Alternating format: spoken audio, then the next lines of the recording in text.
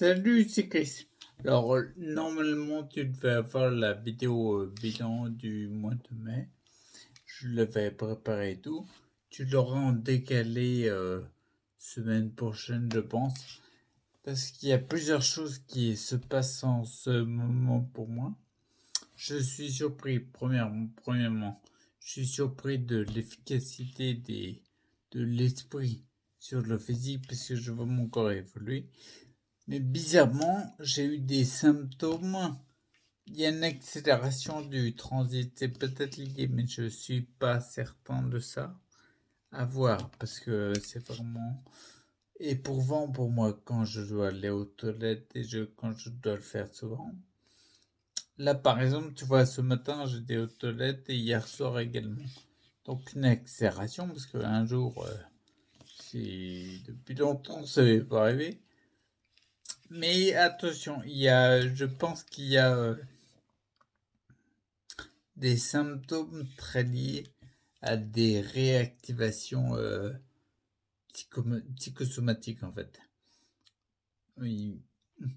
Quand j'ai accepté mon fils il y a 3 ans, qui vive H24, je faisais attention, je savais qu'il y avait entre guillemets des travers inconscients dans lesquels je pouvais me remettre et je regarde ça avec attention. Et j'ai l'impression,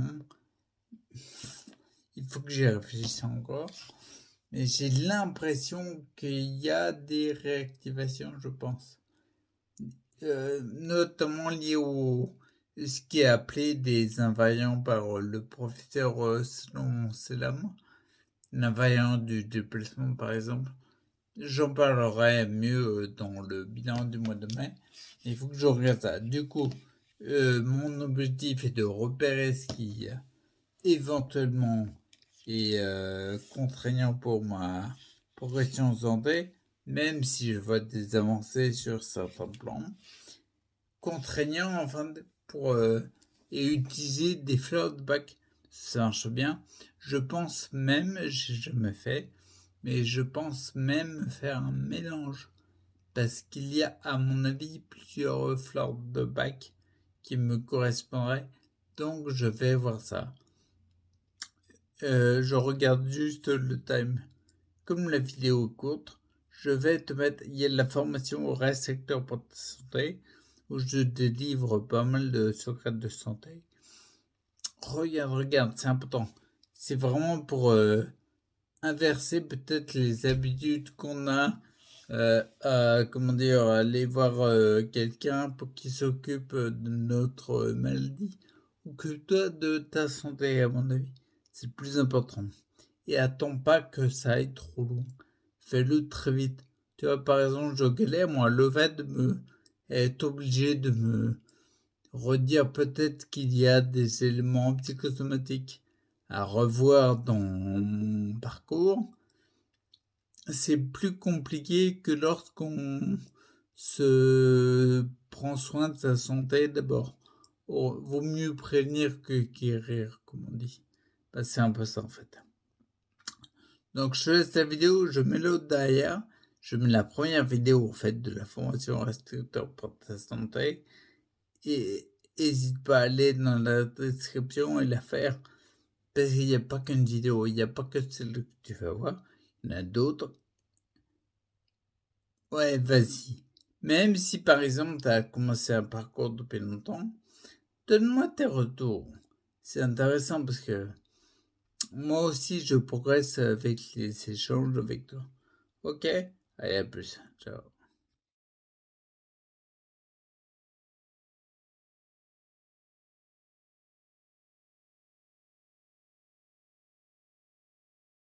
Alors voilà, on est sur la deuxième vidéo.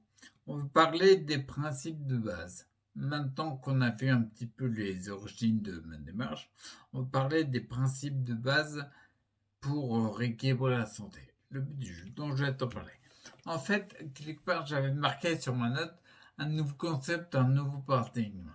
C'est pas un nouveau paradigme. En fait, c'est fait depuis 30 ans. Par exemple, quand tu regardes Hippocrate, c'est pas un rigolo.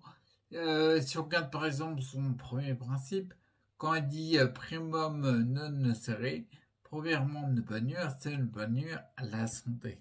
Il ne parle pas de maladie. D'accord?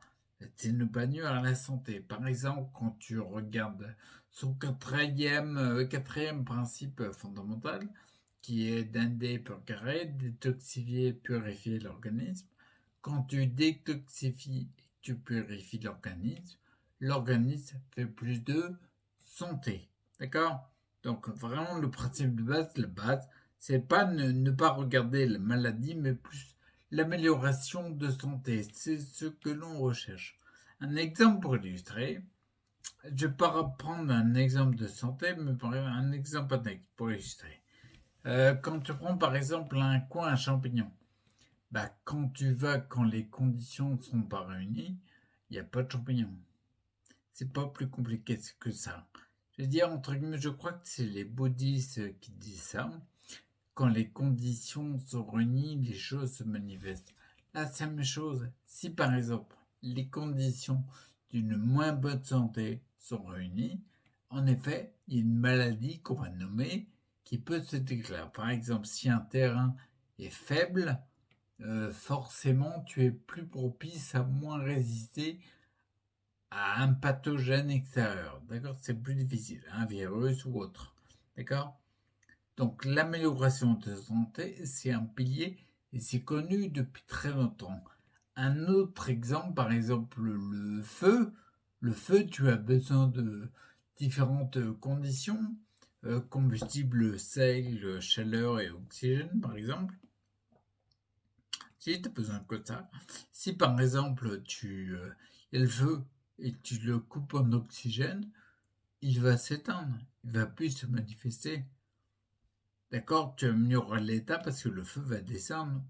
Si par exemple tu commences à mouiller le combustible, ce que font les pompiers quand il y a un feu, ils mouillent à fond, bah en effet, il n'y aura plus de feu, il va s'éteindre à force. D'accord? On voit bien que l'amélioration de santé au lieu d'un focus maladie, bah il date pas d'hier, il date de bien avant. C'est en ça que je dis que c'est pas un nouveau paradigme. Ça peut paraître nouveau, peut-être si on s'est habitué à faire différemment. D'accord? Et je vais te dire un petit truc, par exemple, quand je prends l'exemple du coin à champignons, c'est un exemple pas dans la santé, mais par exemple, si on parle de candidose, une candidose, en fait, c'est une parasitose. Il y a beaucoup trop de parasites, notamment le candida albicans, d'où le nom. Ben, j'ai fait une formation entièrement consacrée à la candidose. Forcément, si les conditions sont réunies, la candidose va s'augmenter. Tu auras de plus en plus de symptômes. Ok? Un exemple sur la santé directement. C'est hyper important d'être focus. En tout cas, c'est toute la démarche que je fais dans mes formations. On n'est pas focus maladie, mais on recherche à améliorer la santé. D'accord? Pour que la maladie se manifeste pas peu ou moins. D'accord? Juste augmenter la santé. Je regardais aussi chercher la cause. En effet, la cause, c'est une deuxième. Ça fait partie des principes dans l'ensemble, en fait. Et il y a le premier, le fait d'être focus sur l'amélioration de santé. Le deuxième, c'est de trouver la cause. Par exemple, si tu ne trouves pas la cause et que tu passes ton temps à calmer les symptômes qui sont les conséquences d'un trouble, je sais bien que les symptômes, ils sont bien à calmer. Mais forcément, tu vas rien arranger. Pour illustrer ça, je vais prendre un exemple, l'exemple de la fuite dans une salle de bain. Par exemple, si par exemple tu as une fuite d'eau dans une salle de bain qui te décolle le carrelage. Le symptôme, la conséquence, c'est le décollement du carrelage. Tu peux passer ton temps à recoller le carrelage, à agir sur le symptôme, tant que tu n'auras pas eu une action sur la cause, le carrelage va se décoller. Ton symptôme va revenir, ou alors sous une autre forme. Bien souvent, pire, peut-être que le carrelage va moins se décoller, mais à force, tu vas attaquer les murs, le placo, tout. Il y aura toujours une conséquence, bien souvent dans un pire état, parce que tu n'as pas agi sur la cause. Donc c'est hyper important d'agir sur la cause. C'est d'ailleurs le troisième principe fondamental d'Hippocrate. Toutes les causes âmes, trouver la cause. Peut-être pas pour rien qu'elle l'a dit aussi. Donc voilà l'exemple et les bénéfices. En fait, quand tu as une démarche focus sur l'amélioration de santé, tu as des bénéfices à court terme. Le bénéfice à long terme, à moyen terme, à long terme, à très long terme, c'est l'amélioration globale. D'accord? Et par contre, tu en as, en fait, j'ai listé un peu les bénéfices à court terme. Parce qu'on peut se dire, calmer le symptôme, c'est toujours à court terme. Je suis bien content même si j'ai pas trouvé la cause. Par contre, à moyen, long et très long terme, ça va revenir. Quand tu changes, pour prendre l'exemple de tout à l'heure, quand tu changes ton carrelage parce qu'il s'était collé, tu agis sur la conséquence, sur le symptôme. Tu es content à court terme.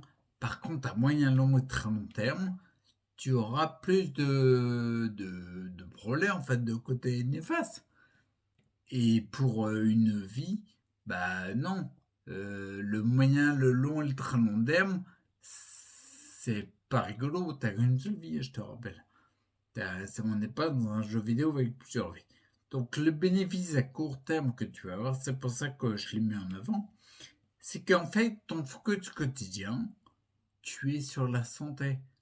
Peu importe la quantité que tu as de santé, que ce soit très basse ou très haute, peu importe la jauge, en fait, tu es focus sur la santé. Tu es pas focus sur la maladie. On te rappelle pas tous les 6 mois quand tu veux passer un IRM, quand tu passes des examens, quand tu vas voir ton médecin. T'es pas focus sur la maladie avec une piqûre de rappel de l'environnement extérieur. T'es focus sur la santé. Et rien que ça, c'est hyper bénéfique. C'est le premier bénéfice que je vois, c'est que ton focus, il n'est pas sur la maladie, il est sur la santé, quel que soit le niveau que tu es. D'accord? Le deuxième bénéfice à court terme que j'ai vu, c'est que ton symptôme, même si difficile à vivre, il n'est plus qu'une manifestation à éteindre le plus vite possible. Il n'est pas agréable, d'accord, mais par contre, il te dit quelque chose. Ça devient, ton symptôme devient un guide, en fait. C'est retiens GPS, guide par symptôme. Ton symptôme devient un guide. La preuve, c'est comment dire. Si je peux te prendre un exemple, moi par exemple, tu vois, j'avais un symptôme des névralgies sur le côté, on ne savait pas d'où ça venait. Les névralgies, elles allaient, c'était à droite, je me rappelle même plus quel côté c'était. C'était à droite de l'orbite droit jusqu'à l'épaule à peu près. C'était vraiment très douloureux. Et quand j'ai identifié la cause éventuelle qui pouvait être les amalgames dentaires qui me faisaient par un phénomène d'électrogalvanisme qui me mettait l'électricité dans la bouche, quand c'était en octobre ou novembre, à cheval je crois, en 2017, ça date un peu, que Pascal Jeanne, le ex-chirurgien dentiste, m'a retiré les amalgames dentaires, et ben ça m'a retiré direct de mes névralgies, à tel point que maintenant j'en ai aucune. Ça fait des années que j'en ai plus du tout. Et je pense qu'il y a d'autres troubles, d'autres symptômes qui ont disparu, en partie grâce à ça. Je ne sais pas exactement, mais peu importe, le symptôme de la névralgie, déjà, il a totalement disparu. D'où l'importance de, comment dire, d'avoir été guidé grâce à ce symptôme, même si désagréable. D'accord? Bénéfice à court terme, c'est que ton symptôme, tu le vois plus pareil, c'est plus quelque chose à arrêter obligatoirement. Il est quelque part, pas uniquement, mais quelque part avantageux dans le sens où il te donne une information pour trouver la cause de ton trouble de santé, d'accord? Et le troisième bénéfice à court terme que je vois, c'est que en fait ça te donne un but, un objectif. Tu n'es plus, comment dire, dans ton esprit, en fait, t'es plus en phase. Je suis malade, j'ai pas de chance et j'y peux rien. De toute façon, ça sera comme on m'a dit, surtout si on t'a dit que c'était incurable. T'es dans un autre objectif, t'as un autre but, améliorer la santé. Le but du jeu, c'est pas éventuellement d'éradiquer une maladie, c'est d'améliorer la santé. Comme je le disais tout à l'heure, quel que soit le niveau de santé que tu as, l'améliorer, c'est chaque jour, chaque semaine, tu peux augmenter un petit peu, même si tu fais 1 centimètre, un millimètre, un micromètre d'avancée, tu avances. Tu es en direction de la santé. Donc peu importe là où tu en es, mais l'important c'est là où tu vas. Du coup, ton focus est complètement différent. D'accord? C'est les 3 bénéfices que je vois. Et je vais parler un petit peu, elle va être un peu longue cette vidéo. Voici, je vais te parler un petit peu de l'homéostasie. Si par exemple je pense, je te couperai peut-être la vidéo, j'en ferai peut-être deux. Bon, je vais te parler de l'homéostasie. L'homéostasie, c'est ce que recherchent tous les thérapeutes et tous les médecins pour leurs patients. L'homéostasie, ça veut dire c'est l'équilibre des variables du corps qui te donne la santé. Quand tu es en santé, il y a différentes variables dans le corps, acidité, densité du sang, peu importe, qui ont une moyenne, qui ont une valeur qu'on a réussi à déterminer avec par examen en fait, qui ont une valeur et quand cette valeur est respectée, une notion d'équilibre, et ben en fin de compte tu as de la santé. Donc tous les médecins et thérapeutes recherchent à retrouver l'état d'homéostasie pour leurs patients, tous sans exception. Mais là où c'est intéressant, c'est que si par exemple tu es en vie, si tu regardes cette vidéo, d'accord, si tu l'écoutes, peu importe, ça veut dire que l'homéostasie, même si elle fonctionne moins bien et t'aimerais bien qu'elle fonctionne mieux, elle fonctionne déjà. D'accord? Ça veut dire que il y a déjà un état précaire ou non qui, comment dire, il y a un phénomène chez toi qui fait de la santé. D'accord? C'est hyper important, il faut que ça fonctionne. Là-dessus, c'est que, en fait, tu fonctionnes déjà bien. Même si tu as plein de symptômes, tu fonctionnes déjà bien. Garde le focus là-dessus. L'objectif, en fait, la question, quand je te parlais de trouver la cause, la question à se poser en boucle, c'est pourquoi tu fonctionnes moins bien. Et retirer ensuite l'élément.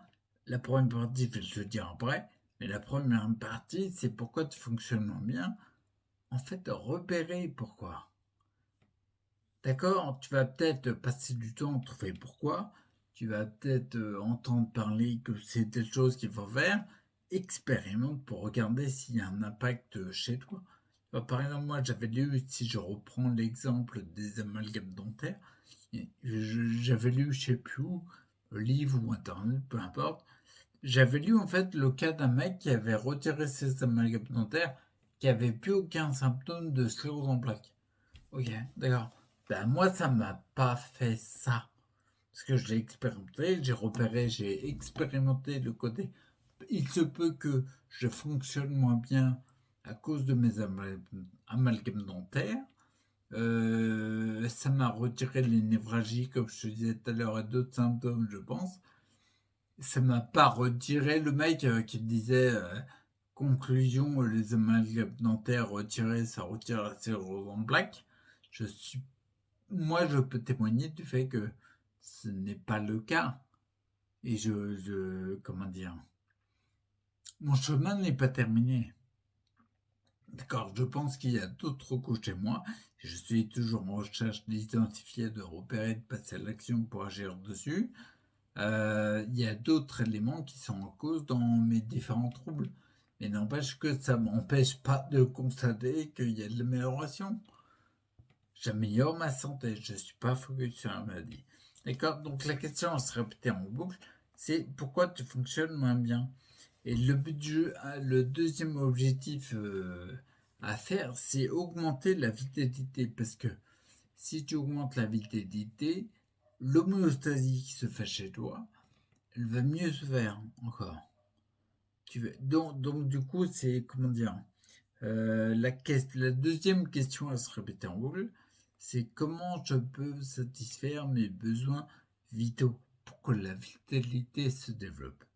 Et quand je dis satisfaire les besoins vitaux, c'est aussi bien, par exemple, par l'alimentation, Ça peut être aussi, par exemple, tu vois, chaque humain a besoin d'avoir un objectif de vie, j'ai envie de dire, en tout cas, un pourcentage dans son quotidien de temps passé qui est dans quelque chose qu'il aime faire, qui le pousse en avant, qui le tire en avant, même. Qui le pousse pas, qui le tire, d'accord. Chaque humain, pour satisfaire les besoins vitaux, si t'es quelqu'un qui est vachement stimulé par beaucoup dans la vie, beaucoup d'éléments extérieurs, peut-être que pour toi, satisfaire le besoin vital, c'est peut-être avoir un moment d'apaisement et pratiquer comment dire, une activité artistique ou peu importe. Chacun a on a tous les mêmes besoins vitaux. Chacun a besoin de satisfaire des raisons de dire. Ah, mais j'arrive pas à parler. Chacun a besoin de satisfaire d'autres besoins vitaux que son camarade. Plus fortement, en fait, j'ai envie de dire. Peut-être que le côté apaisement, quelqu'un satisfait le besoin vital d'une manière et quelqu'un d'autre aura besoin plus de satisfaire ce besoin vital. Ok. Donc ça, c'est le deuxième objectif. Et le troisième objectif, une fois que tu as repéré l'élément qui pourrait être une éventuelle cause à ta problématique de santé pour l'améliorer, le but du jeu, c'est passer à l'action. Tu vois, par exemple, je prenais l'exemple des amalgames dentaires, pour ne citer que celui-là.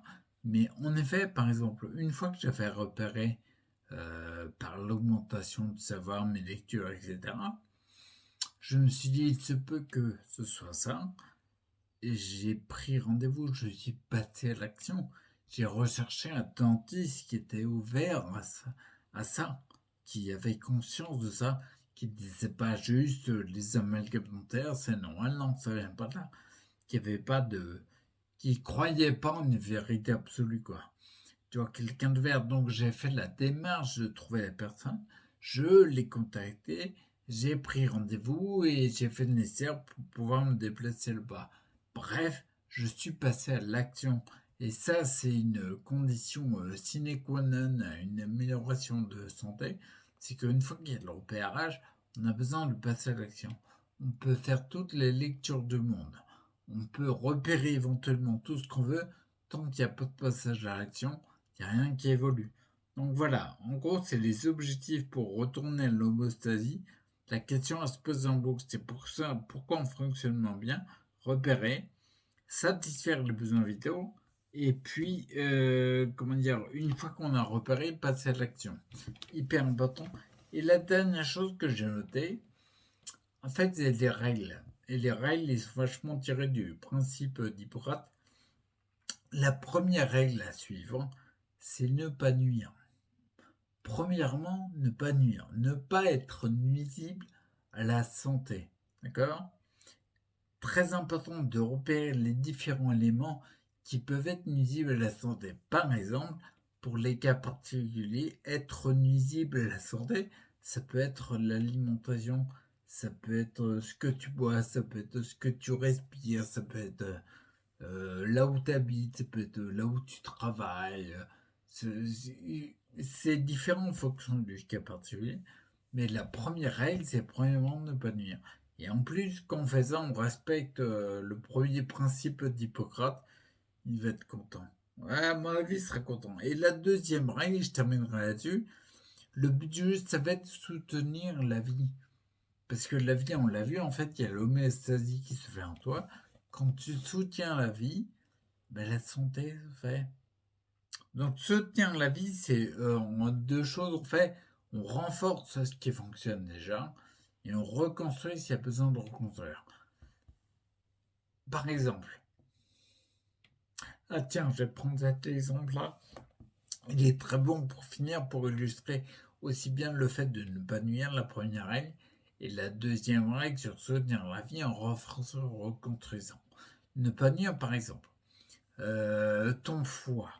Le foie, dans un organisme, en fait, c'est un petit peu la station d'épuration. C'est-à-dire qu'en fait, tout ce qui est matière, il va le traiter pour faire le tri entre ce qu'il faut garder pour la bonne santé de l'organisme et ce qu'il faut jeter, qu'il considère comme des déchets qui ne favorisent pas la bonne amélioration de la santé. D'accord? Donc il fait le tri. Si par exemple ton foie, ne pas nuire au foie, c'est s'assurer de ce bon fonctionnement-là. D'accord? Donc ne pas nuire. Par exemple, moi dans mon cas particulier, j'ai fait le choix, et c'est bien un choix. C'est une décision, j'ai décidé de ne pas prendre les traitements conventionnels comme proposé en cas de sclérose en plaques, parce que dans les effets secondaires que moi j'appelle plus délétères, bah le premier, je crois, c'était à ne pas donner en cas d'insuffisance hépatique. Donc hépatique, c'est le foie. Tout ce qui est hépatique, c'est le foie. Donc comme c'est à pas donner en cas d'insuffisance hépatique, je ne voulais pas être nuisible à ce qui fonctionne déjà bien en moi. C'est-à-dire, je ne voulais pas donner une substance, même si très louable, parce que l'amélioration des symptômes annoncés était intéressante. Même si louable, je ne voulais pas être éventuellement nuisible, c'était marqué sur le médicament, je ne voulais pas être nuisible à un organe qui a besoin de bien fonctionner. Je ne voulais pas être nuisible à ma santé là-dessus. Donc je voulais respecter cette règle-là. Et on peut l'avoir, par exemple, un autre exemple, un très bon exemple, par exemple, c'est le doliprane. Le doliprane, c'est une molécule de paracétamol. Il est très intéressant, parce que quand tu as mal de tête, sinon tu es content de l'avoir, ton doliprane, mais ça n'empêche pas le fait que cette molécule, il y a 9% de la molécule, quand tu l'ingères, 9% qui vont devenir une molécule carrément toxique pour le foie. Donc à chaque fois que tu prends un paracétamol, tu es nuisible à un certain pourcentage pour ton foie. Donc premièrement, ne pas nuire, le fait de ne pas être nuisible, c'est peut-être avoir une démarche différente. Avoir ça en tout cas en tête, pour ne pas être nuisible. C'est une priorité pour améliorer la santé. D'accord? Même si, je le répète encore, le fait d'avoir le... On est bien content de l'avoir, d'être à une époque où il y a eu des médicaments inventés. On est content de l'avoir la molécule, même si c'est délétère pour le foie. Il y a des fois, ton mal de crâne, il passe au-delà de ce besoin de ne pas nuire. De primum ne serrer. Et pour le foie, je disais, le fait de renforcer et de reconstruire, je termine avec ça. Renforcer et reconstruire, mon foie, par exemple, je passe mon temps à le renforcer. Enfin, mon temps. Maintenant, je fais des cures, je prends des compléments pour renforcer le foie. En aucun cas, je prends les compléments pour agir sur une maladie. Je prends les compléments toujours pour améliorer ma santé, pour améliorer ma vitalité, etc., pour que l'homéostasie se fasse au mieux, pour être le plus optimal en fait. La reconstruction que j'ai déjà faite, je suis passé avec j'ai utilisé des compléments, des plantes, des tisanes, des cataplasmes d'argile. Bref, mon objectif était de reconstruire le foie parce que mon foie, en février 2009, j'avais été voir un hépatologue. J'en parle dans la formation de matière à nous. C'est un des premiers éléments à prendre en compte, je pense. Mais notamment parce que la matière, on l'utilise au quotidien. On la traite au quotidien. On mange 3 fois par jour. On boit. C'est important de faire la formation. Dans la formation de la matière à nous, j'en parle. Mais en effet, j'avais été voir les pathologues en février 2009. Et il avait diagnostiqué, à juste titre, un cas de stéatose hépatique. La stéatose hépatique, c'est le foie qui est très mal. Et c'est un foie gras comme un foie de canard. Sauf que je ne suis pas un canard. Et que je pense que personne n'avait pour objectif de manger. Donc du coup, un foie, un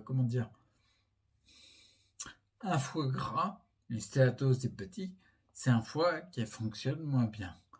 Donc forcément, cet organe fonctionnant moins bien, le traitement de la matière se fait moins bien. Et je ne suis pas allé jusqu'au stade où en fait on parle de calcification du foie. Donc je suis pas allé à un stade un peu de non-retour. Je ne sais pas si j'en serais revenu ou pas. Mais maintenant, j'ai un foie du tonnerre. J'avais beaucoup de nausées à l'époque parce que mon foie traitait mal la matière. Maintenant, j'ai plus jamais de nausées. J'ai plus rien. Je mange tous les matins, je mange 4 œufs par jour au petit-déj. J'ai aucun signe de nausée. Donc mon foie va très bien. Ok. Donc pour terminer, les règles, ne pas nuire, c'est l'exemple que je prenais pour illustrer. Ne pas nuire, c'est la base. Et soutenir la vie, reconstruire, renforcer, c'est la deuxième base. Ok. Donc voilà pour la vidéo des principes de base pour la façon dont j'ai d'améliorer la santé. Et puis on se retrouve pour la suite, ça va être intéressant. Tu vas voir les résultats que j'ai obtenus avec ces principes-là. Ok. Allez, à plus.